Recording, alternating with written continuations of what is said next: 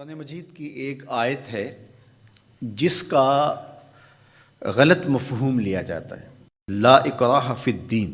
تو اس کا جو مفہوم لیا جاتا ہے عمومی طور پہ وہ یہ ہے کہ دین میں کوئی جبر نہیں ہے، اور جبر سے مراد مذہب بیزار طبقہ یہ لیتا ہے کہ کسی قسم کا کوئی قانون اور کوئی ضابطہ جو مذہب عائد کرتا ہے وہ نہیں ہے۔ تو یہ مولویوں کی پیدا کردہ سختی ہے اور انہوں نے دین کو مشکل بنا دیا ہے، اور حدود و تعزیرات، قوانین، ضوابط، چور کا ہاتھ کاٹو، زانی کو سنگسار کرو، کوڑے مارو حد قذف میں، اور مختلف اوقات کے اندر مختلف عبادتوں کا لزوم۔ تو یہ کیا ہے جب قرآن کہتا ہے لا اکراہ فی الدین، دین میں کوئی سختی نہیں ہے، کوئی جبر نہیں ہے، جو مرضی کرو؟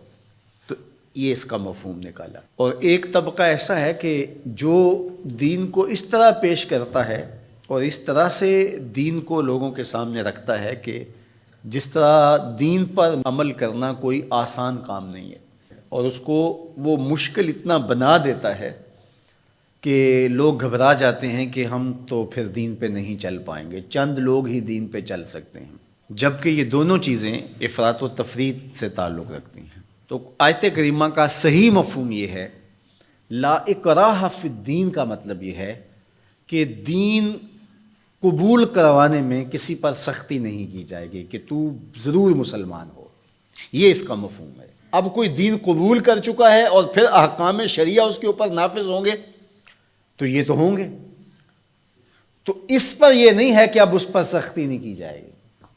جو اس جامعہ میں، اس درس گاہ میں داخل نہیں ہوتا، پڑھنا نہیں چاہتا، تو ہم اس کو دھکے سے گھر سے اٹھا کر کے یہاں داخلہ نہیں دے سکتے۔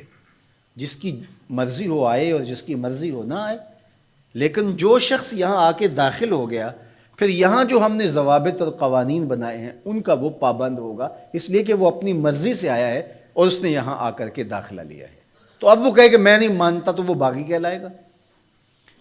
تو اسلام کے اندر کسی کو سختی سے داخل نہیں کیا جائے گا، ترغیب دی جائے گی۔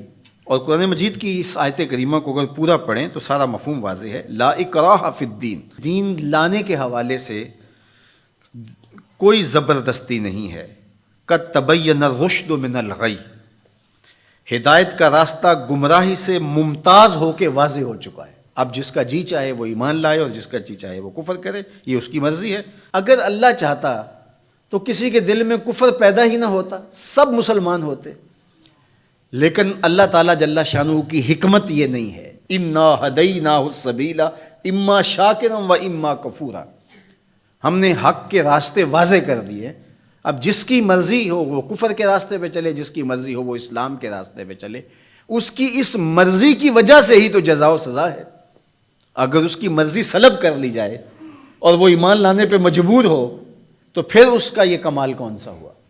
تو کمال تو یہی ہے کہ دونوں راستے ہیں اور دونوں راستے اسے دکھائی دے رہے ہیں، اور وہ اپنے اختیار سے خیر کا راستہ اختیار کرتا ہے تو جزا ملے گی، اور اپنے اختیار سے برائی کی راہ پہ چلتا ہے تو اس کو جو ہے وہ سزا ملے گی۔ لیکن اگر اس کا اختیار ہی نہیں ہے برائی کے راستے پہ چلنے کا تو پھر اس کو سزا کیوں دی جائے؟ تو یہ بات ذہن میں رکھیے گا، یہ اختیار پر جزا اور سزا ہے۔